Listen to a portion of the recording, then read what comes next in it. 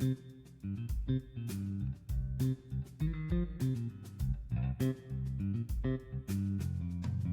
right. What if the real reason your ads aren't working has nothing to do with your ads?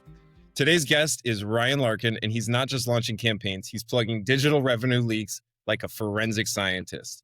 Ryan Larkin is the head of paid media at Kanbar Digital, a San Diego-based marketing firm. Ryan has a long history of managing large media budgets for some of the biggest clients at Kanbar Digital. Great to have you. Awesome. Thank you for having me, Nick. This is great to finally sync up. So glad we're doing this.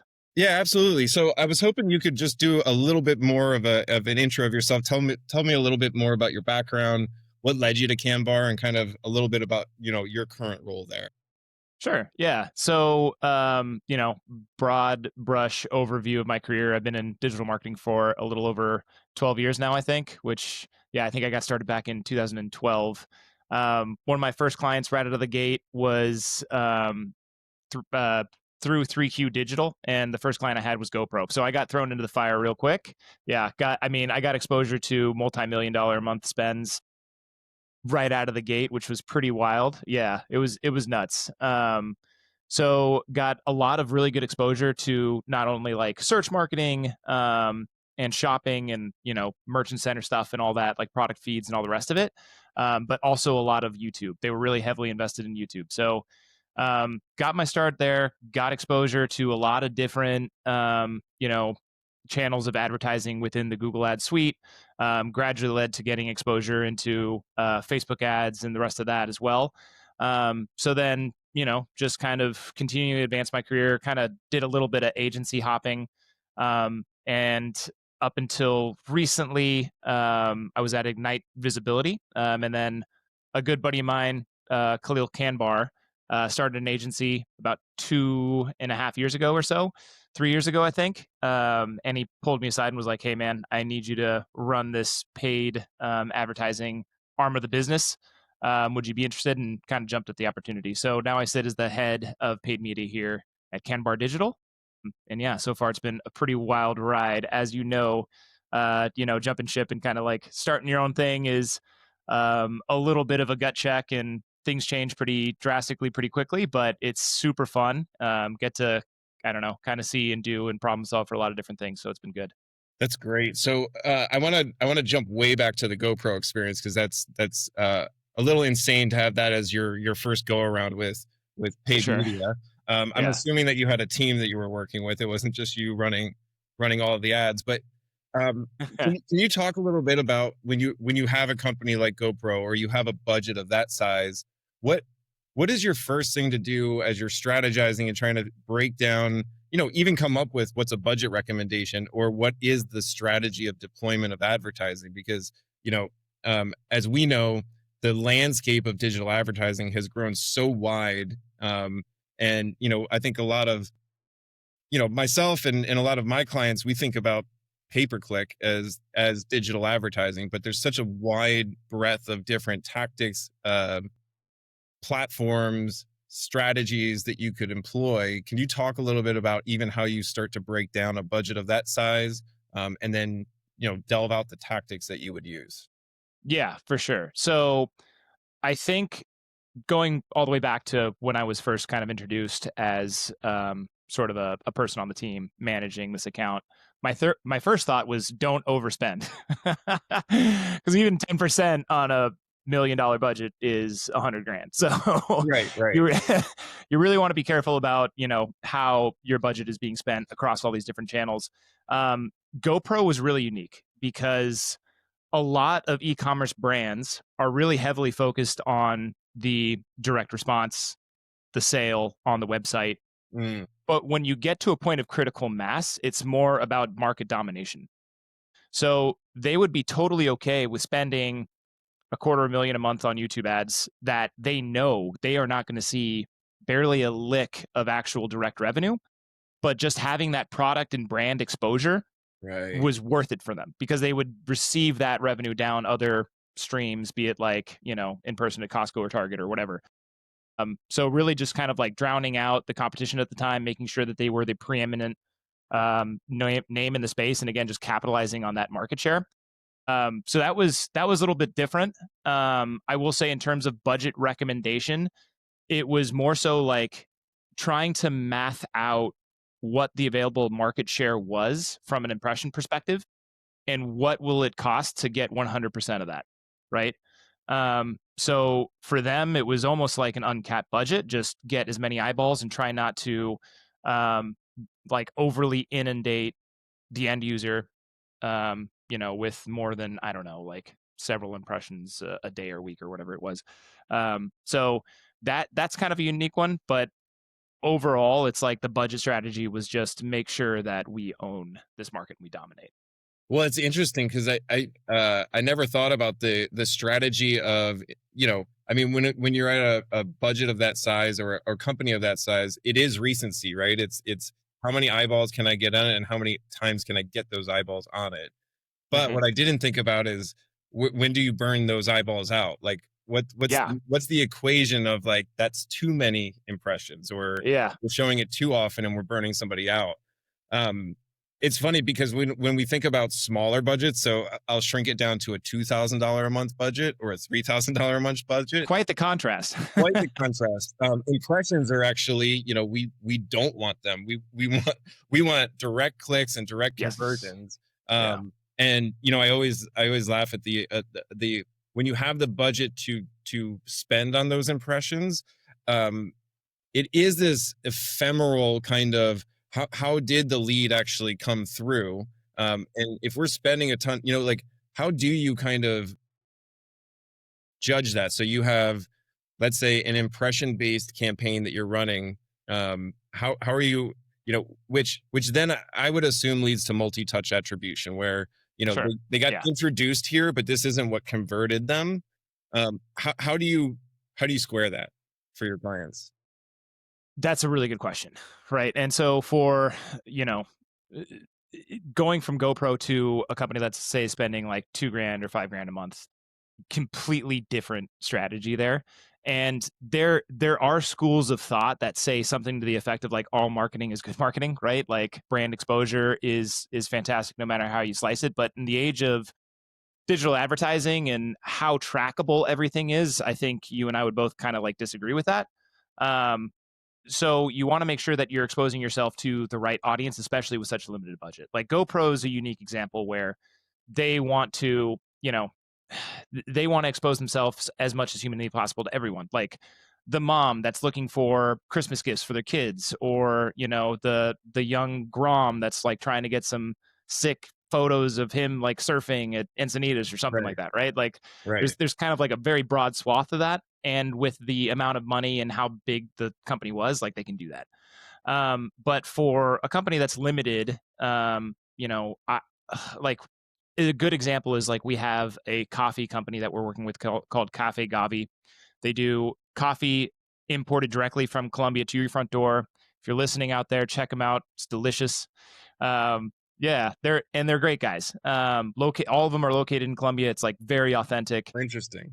Yeah, yeah. So, what we've kind of been going back and forth on with them, because it's, every dollar spent has to be like important, Impactful. right? Like exactly, because they only have so much budget a month.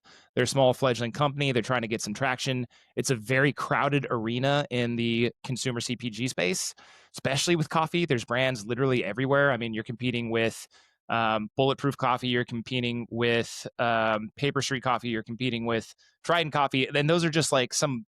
Yeah, Yeah, coffee go has ahead. become very what am I trying to think? It's following the microbrew kind of route Yeah. where there's all these tiny little shops that are popping up and distributed. Absolutely. So what we've been going back and forth on with them is really honing in their audience from a meta targeting perspective. And I think that's where a lot of people sort of miss the mark a little bit with their current marketing efforts is, Meta's ultimate recommendation is to start broad and narrow in. And that's all well and good. The problem is a lot of brands don't have the luxury to start that wide because they're again limited by budget, right? So really talking and workshopping audience creation with them directly, like, hey, what are the types of people that you see come in that have made a purchase in the past that kind of fit the bill of like what a good customer would look like for you or somebody that would be like really interested. So workshopping that and then also being super aggressive with the messaging, like 100% made in Colombia, fair trade certified. This is why we're better than the competition, like that sort of thing. Like, I think they have like 100 reviews or thereabouts or something like that. And I want to say 98 of them are 5-star. It's like crazy. They get really good ratings and reviews. So using that social proof to set them apart from like the rest of the competition. Okay, so in that example, I noticed you spent a lot of time on Meta. So with that particular client, is it straight? Are you doing just straight Meta ads? Currently, yeah. Yeah. Yeah. We're doing a little bit of YouTube as well, Okay. just to kind of get a little bit of that brand exposure. And right now, I think YouTube is actually probably the most undervalued form of advertising currently. Demand gen campaigns in conjunction with YouTube video ads, you can set a um, cost per click as opposed to like just setting it for maximize clicks or maximize for conversions now. That's like a little bit more of a recent change.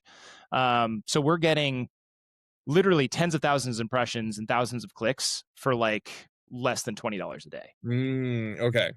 So yeah, in terms of arranging a really good like top of funnel approach to kind of get that exposure out there, I'm very, very bullish on YouTube right now. Now, does your agency, are you creating the creative on behalf of your clients, or are you doing that in partnership with them? How does that work? I think it really depends. Like Cafe Gavi is a really good example of a client who actually has a lot of good content already filmed and produced and ready to go. So we can just extrapolate that. It's funny with them, they had all this content and it wasn't on their YouTube page whatsoever. So we're like, guys, like this is Right. Step one. You're at the last step. Like just put it on the channel. Right. um, so for them, it's just kind of like a little bit of a coaching moment where, hey, if you make a video, put it on TikTok, put it on YouTube, put it on Meta, put it literally as many places as you can possibly put it, because that's overall just going to affect like a high tide raises all ships, as they say. That's one of my most overused and irritating sayings I think I have, but very apt in this case. Right. Okay.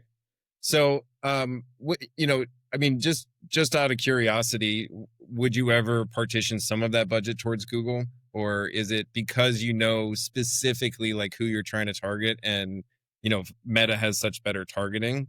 Is Yeah. that where you started? Yeah. So we played around with a couple small shopping campaigns. This is the issue. If you or anyone else Googles coffee, you are competing with so much noise, right? So it's like not only are you getting, ads for all those brands I just mentioned before, but you're also getting hit with ads for like local cafes near you. So the CPCs, it's not like they're astronomically high. It's just getting that share of voice is really tough on the search engine results page. And we did try a little bit of a budget with search and shopping. It just didn't really pan out. And Meta was really kind of the overachiever, especially after kind of going through and analyzing what their correct audience should be, using some lookalikes based off past converters, things like that, right? So we just found like a good mix of media and audience that is currently working. So we're just kind of letting it ride, at least for the time being. I think we'll probably revisit the shopping thing at some point, but for now, we just want to make sure that they're profitable. Right, and I think this is part of where I wanted to focus with you a little bit is that there's all of these different platforms or mediums or places that you can go and advertise.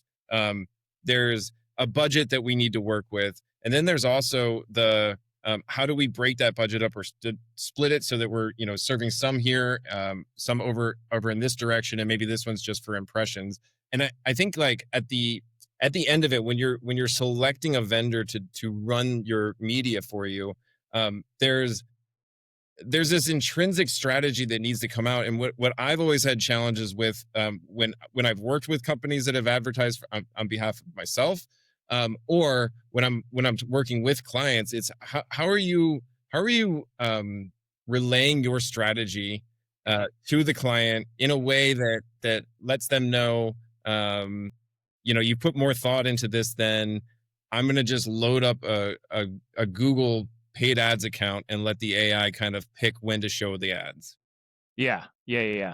For sure. That's a good question. So I'd say the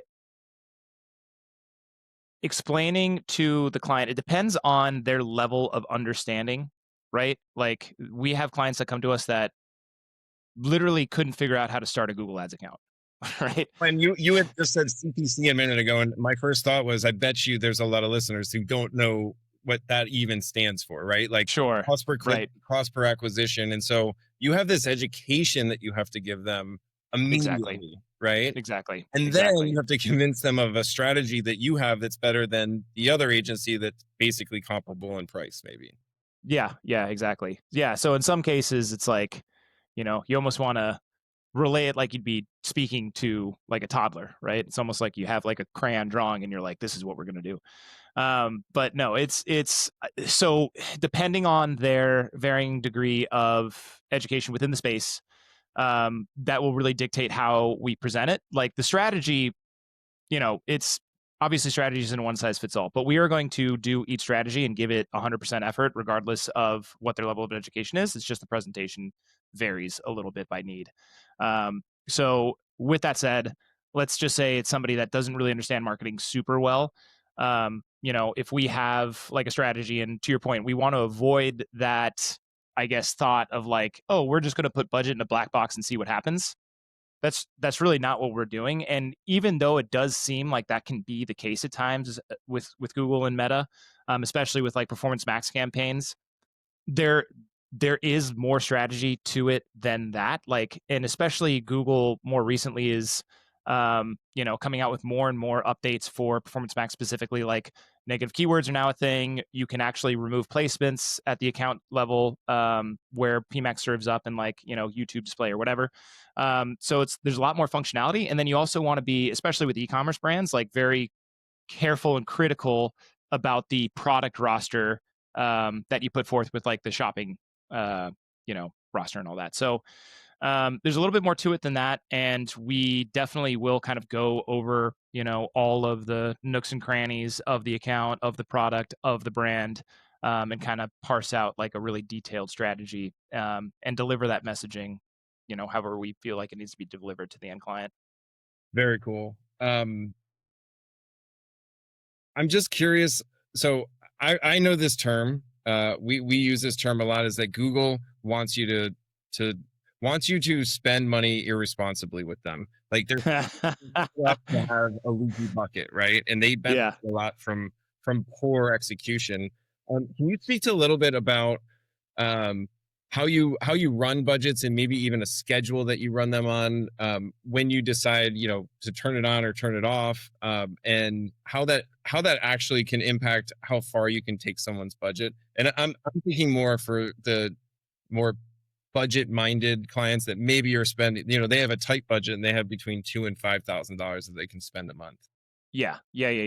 So whenever I think about budget allocation and budget forecasting and things like that, especially with Google, is I want to think about the search impression share. So for those of you who don't know what that is, let's just say you are programming a keyword. Let's just say it's Ryan Larkin, and let's say every month 100 people search for Ryan Larkin.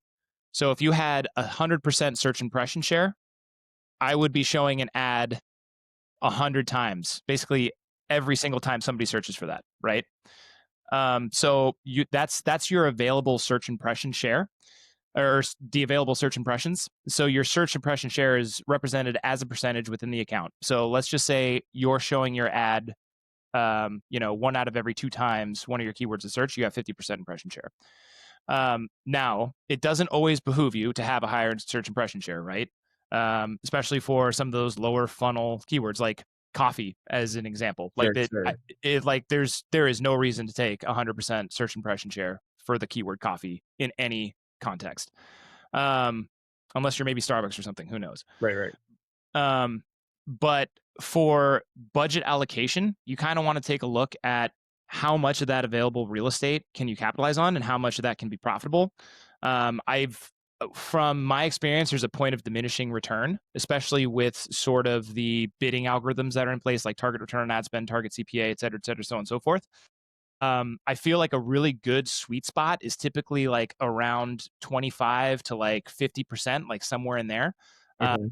because Google is pretty good at basically, observing user behavior on the searcher side, seeing what websites they've been, seeing what their search history is.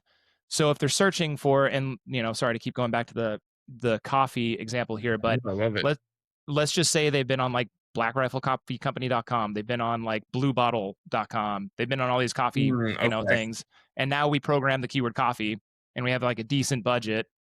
Going in line with their bidding algorithm, they're going to say like, hey, this person is actually pretty relevant to your business and potentially gaining some revenue traction with you. We're going to now serve them a bid or an ad based on the bidding parameters you have. So you want to be careful with that.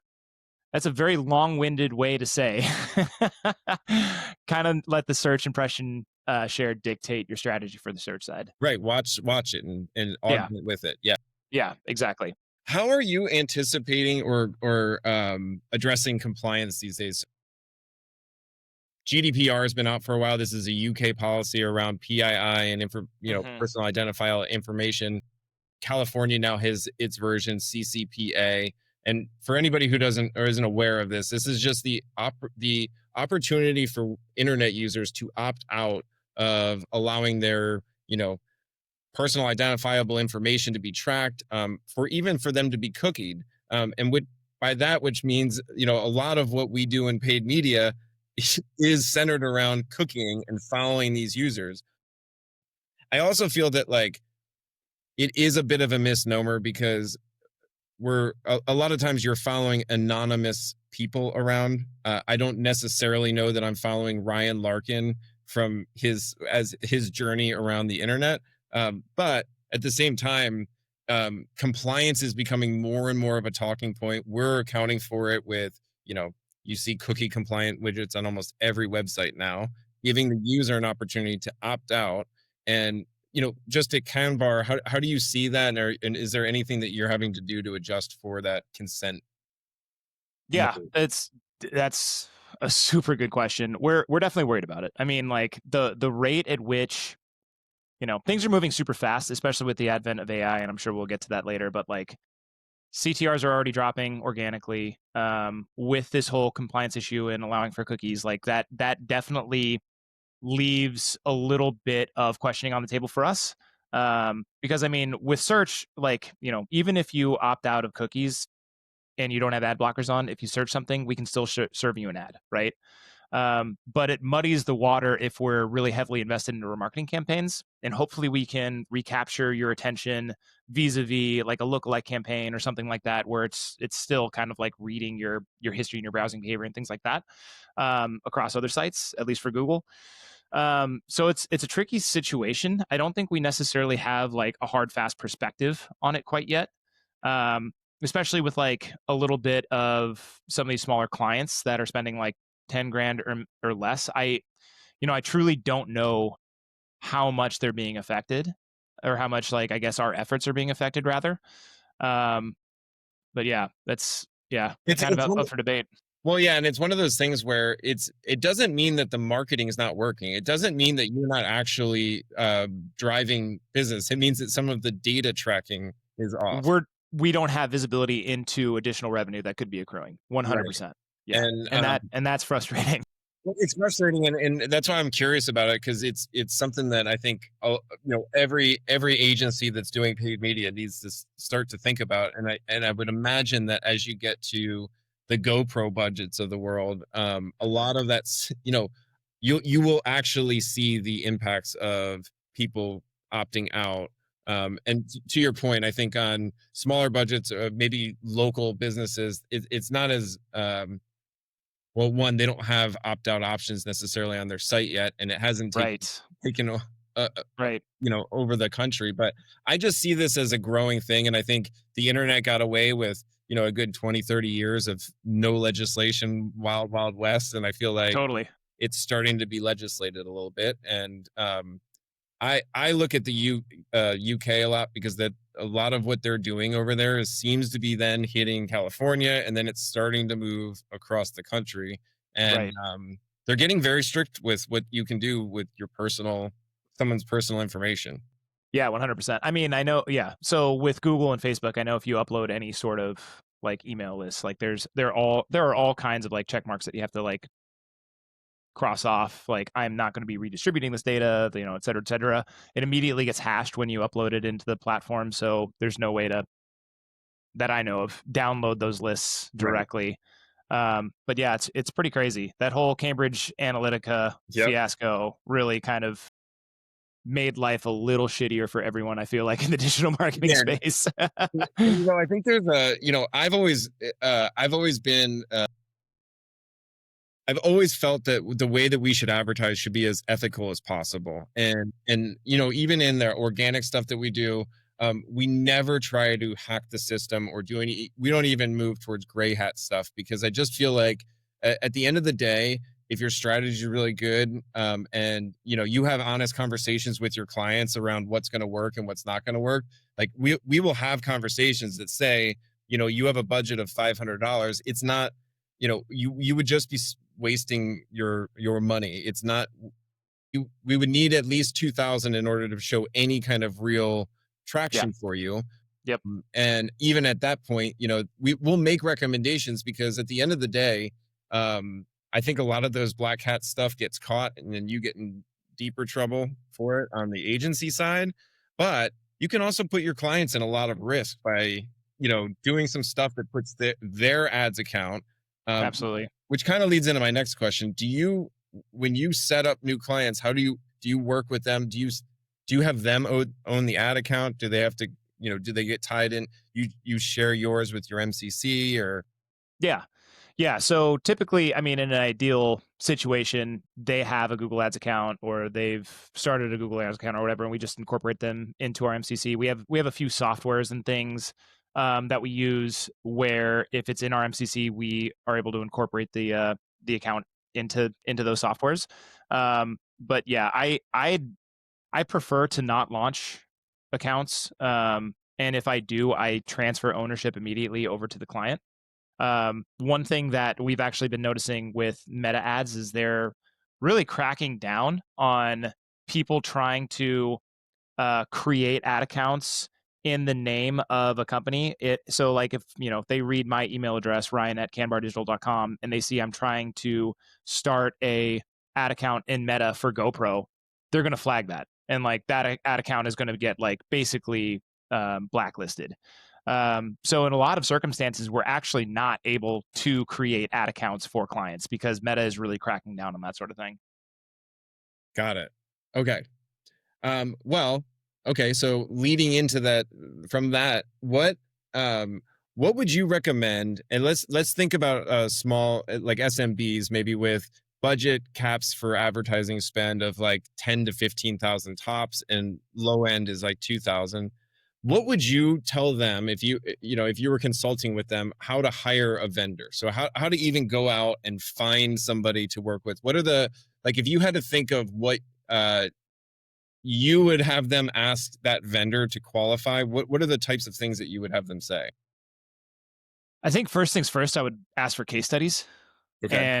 and recommendations from either past or current clients. I think those. I mean, it's so funny how many accounts we audit like on an annual basis, and not a single one of them asks for references.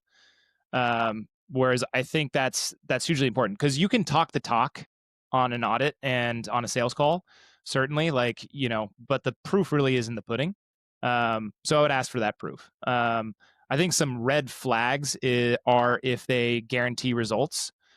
um, you Mm, know, and and I think something that you can do just to kind of spot check yourself is it sounds weird, but even ask AI like, hey, what are some things that I should ask to prep myself for the sales meeting with an agency I'm thinking about hiring. And I'm sure you can get some pretty good questions out of there. But yeah, I'd say like references, case studies, get some actual proof that they have not only closed on other leads, but have actually executed on what they had said they were going to do, right? So that would be my recommendation. Um, I love the references piece, and honestly, like I didn't even actually think about that.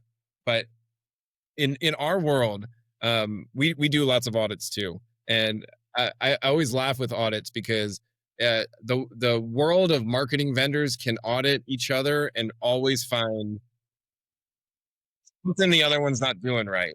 Right?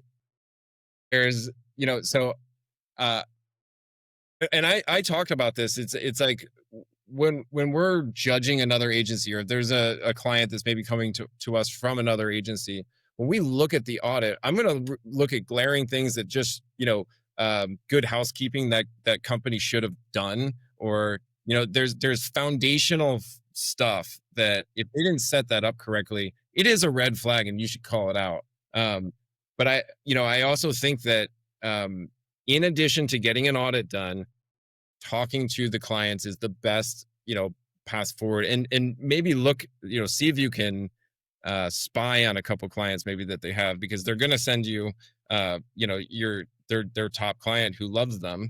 And I think, yeah, there's just a lot of woo woo in this world. There's a lot of like, we just sprinkle our special magic dust on it and magic things Oh, happen. absolutely. And so, Yeah. like, a lot of what you're sharing today, I think, is really good insights into like how the sausage is made, and what are the things that matter to you and what you look out for. Um, what do you do on the smaller campaigns? So I want to kind of start moving back towards like 10 grand and below, Hmm. which represents a huge portion of the country. I think there's a ton of small medium businesses where they're trying to spend this amount of money, and they actually need it to work, right? So it is not about like you got this many impressions that month. In fact, how many it's not even how many leads did we get, it's how many of those leads turned into business. And I want to know, Sure. like, real quick. Yeah, yeah, yeah. So if in the example of like a client comes to me, they have 10K to 15K a month to spend. The way in which I'm going to spend that budget is going to vary wildly by what they're doing, right? Like from if it's like a solar company to an e-commerce brand to a B2B SaaS company, those are all going to be very different strategies on how we get revenue to start flowing through the door. I'd say a lot of the clientele we work with is in the CPG space, so e-commerce. Um, so that I personally find e-commerce a little bit easier to work with just because it's so black and white. Like you get people that come to the site and they buy or they don't, and that's it. Whereas like a B2B sales pipeline, lot longer close date, like sales cycles of like months at a time, so the attribution can get a little bit muddied, right? They're usually using Salesforce and Marketo, or either or Okay. combination of both, right? So there's a lot of like data importation that you have to worry about. With e-commerce, like I said, a lot simpler. Something that we do where we build out custom looker reports that sync directly to Shopify. And then what I'll do is actually increase visibility into what product categories are selling just by some custom formulas that I'll throw on the back end.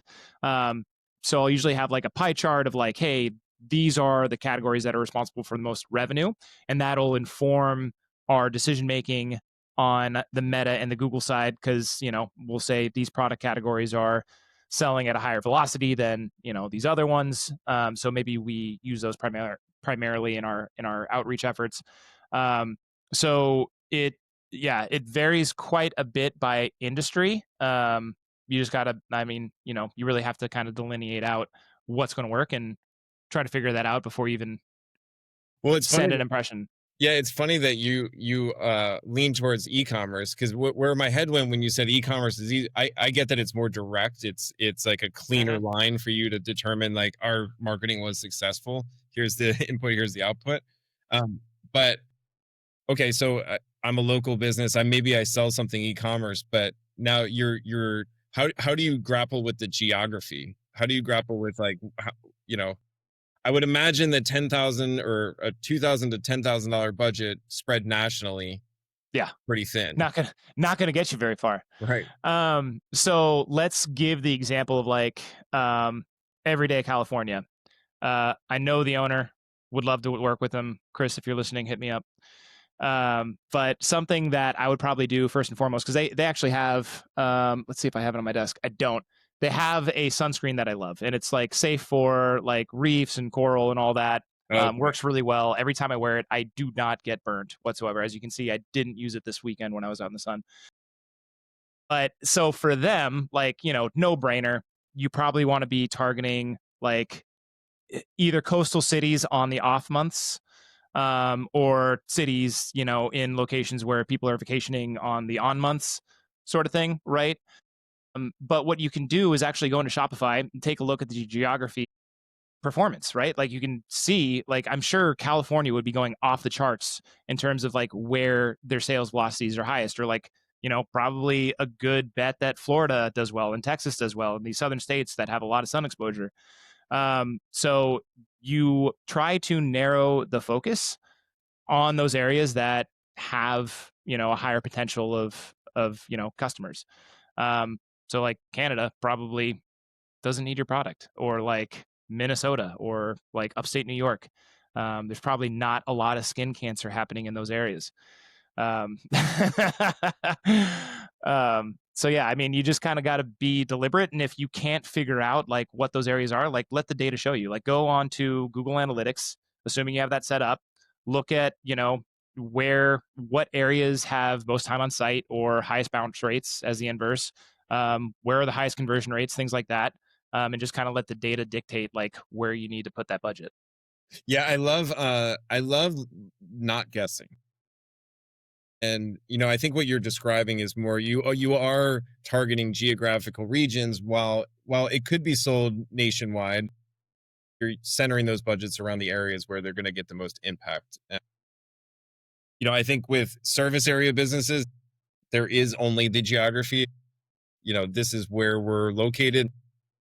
We work in a 150-mile radius, find everybody in there that we can, but other than that, we don't really care Yep. too much. 100%. On that note, really quick too, just Yeah. circling back to the geography. A lot of people know this too, but for e-commerce brands specifically, I read a stat. I think it was something to the degree of like 6 out of every 10 sales happens in either the state of California, New York, Florida, or Texas. So if you are clueless as to where your sales are happening, there's a good safe bet that if you just target those 4 states, you're going to find some sort of degree of success there. Interesting. Wow, that's Yeah. crazy. I mean, I guess it makes sense too, but yeah, just because of the population, right? Those 4 states combined is just like a huge percentage of the overall population of the U.S. So it just kind of makes sense. sure. All right. What what are you how are you preparing, or what does the landscape look like for Kanbar with the advent of AI, and are you how are you here's the question I want to ask. PMax campaigns is a known strategy within Google, where it's just going to optimize for the whatever's working best, right? That's a version of AI that I can see being layered in. Now, I think about this a little bit the same way as I think about the AI stock trading apps that are coming out now, where Yeah. you it just follows what it's following the trends, and it's guessing, and it's following somebody, let's say, right? Um, if everyone's using the same AI app or the same AI thing, then where does the differentiation come in?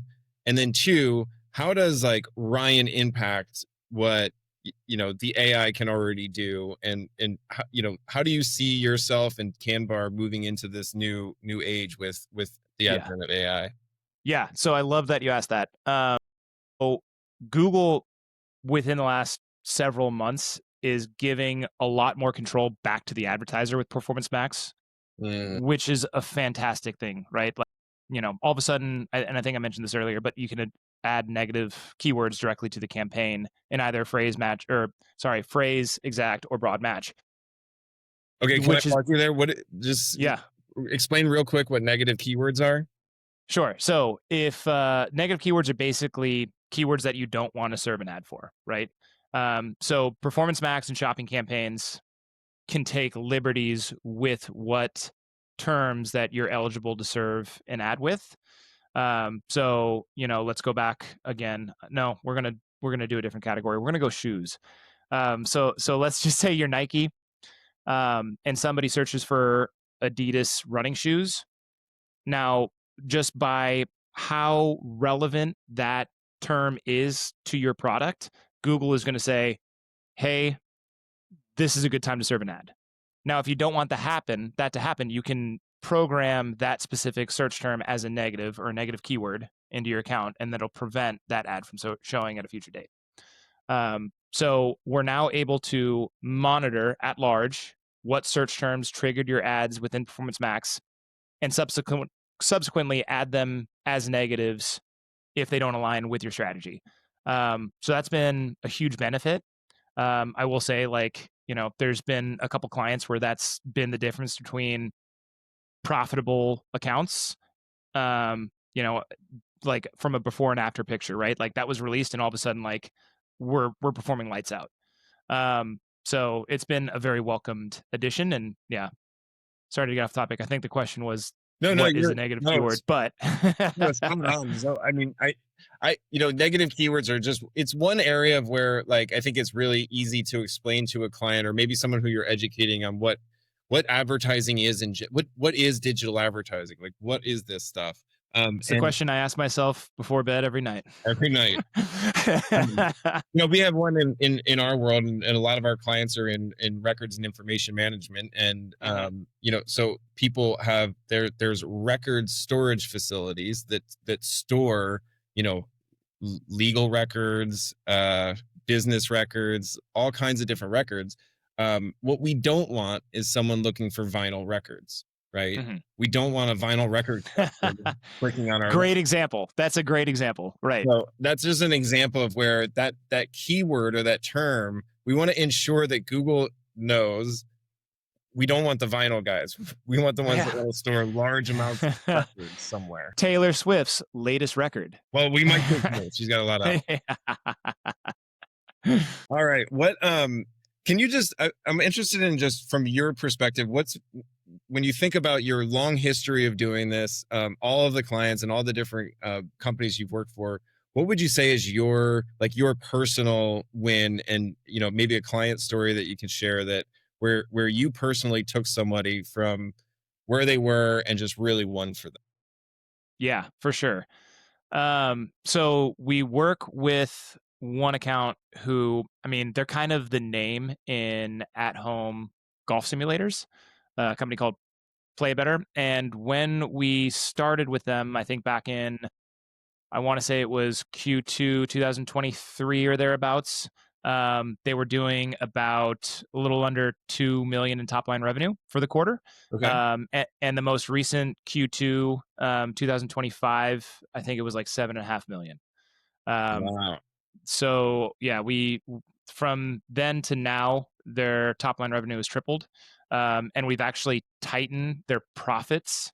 So when we were first working with them, I think um, our profits, or sorry, our A cost was around 12%, and now our A cost is about 10%. So not only have we been generating more revenue, but we've been getting more efficient doing it. So What did that's you say there? Your what cost? A costs. So basically, it's like the inverse of ROAS, right? So A cost. Got it. yeah. I thought you were saying cost. No, No, that's very cool. So what's the future? What are we looking at in the future? Like, what's coming to paid media? Where do you see the world going, and how do you see Kanbar, kind of moving with that? I mean, knee-jerk response is AI automations and content creation. I really do think that there is a huge opportunity for agencies right now to ingrain themselves in both automations and AI, to streamline their accounts, make them even more profitable. Something that we've been playing around with is a tool called Optimizer.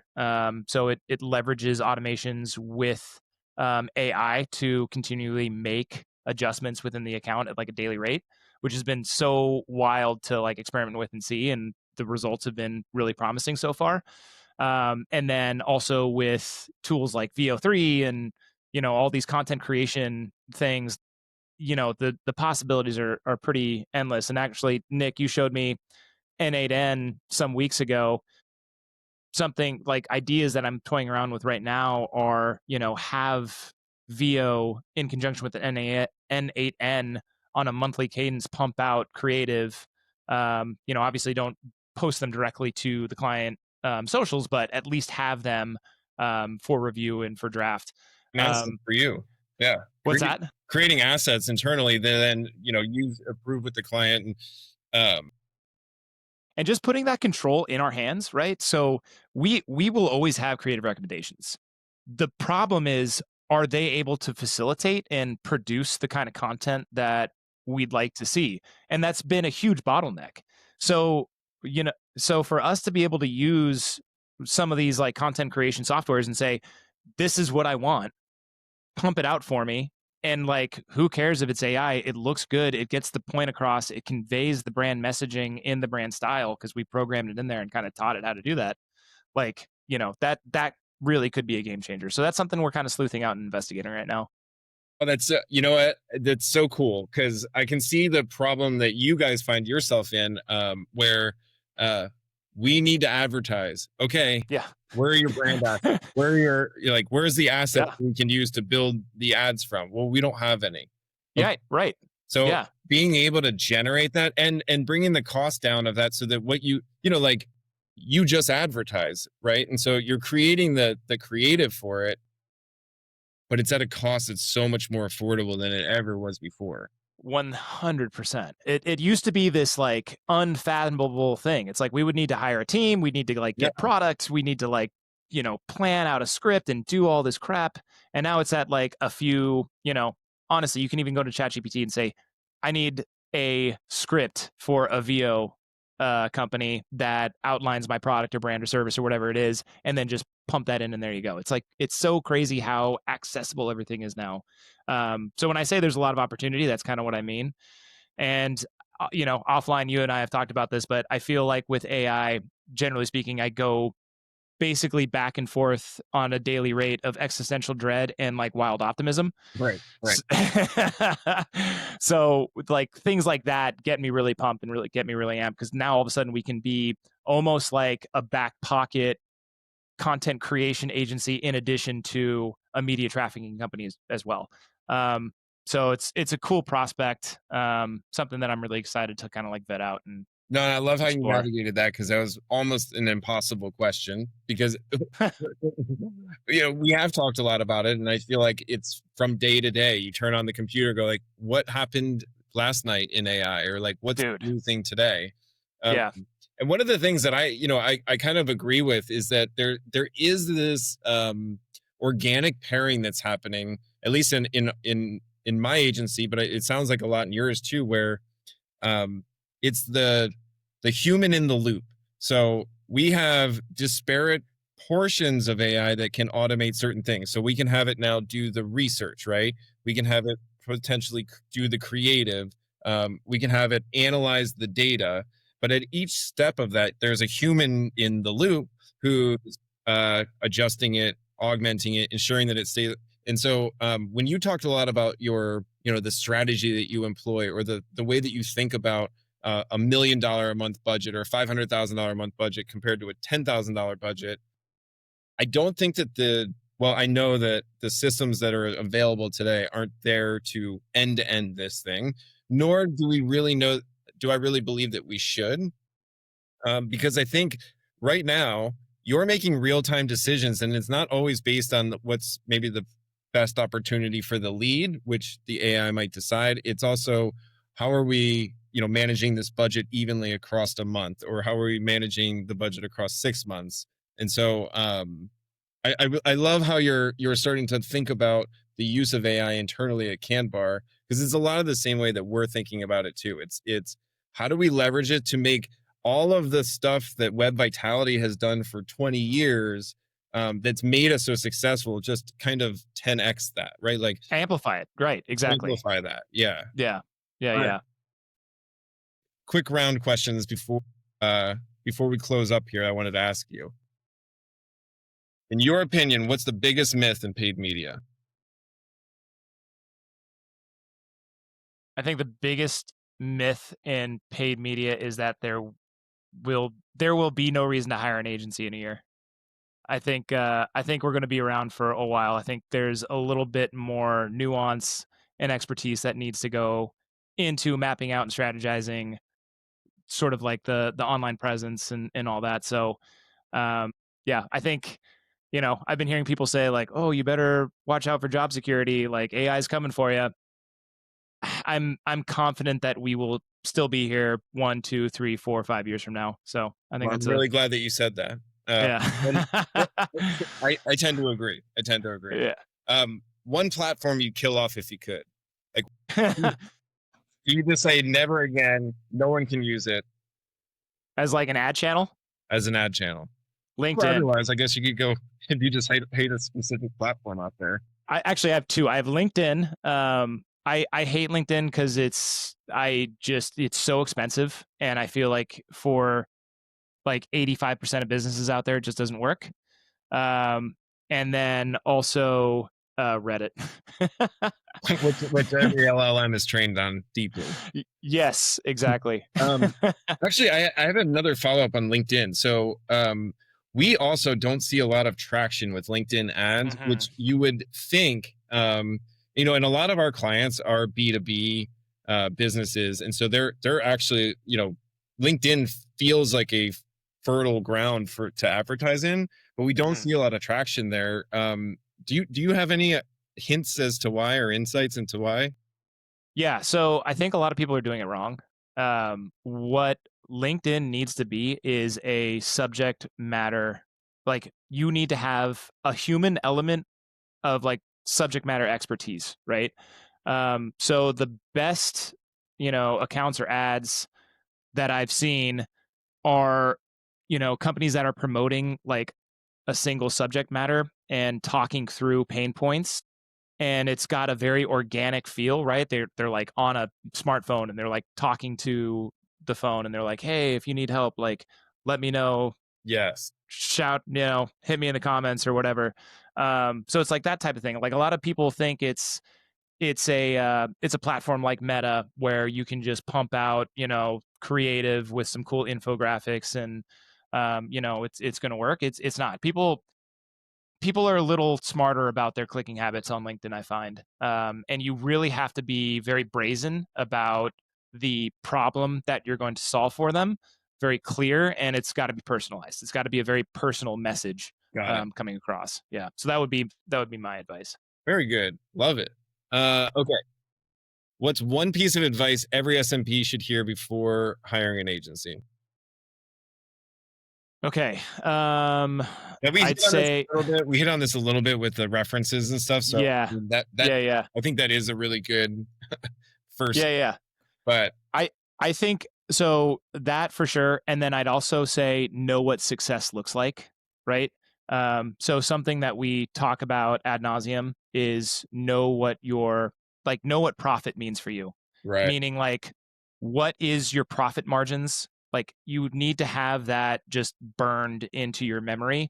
Um, and what we do is we typically, for like an e-commerce brand as an example, will create, I mean, this is a very basic formula, but it's revenue generated from the engine times profit margin, parentheses, minus ad spend. So then you actually get like a realized profit metric, right? So disregard what the ROAS is, disregard what the A cost is. If that raw profit like number is positive and it's going up on a week over week or month over month basis, that's kind of your true north, right?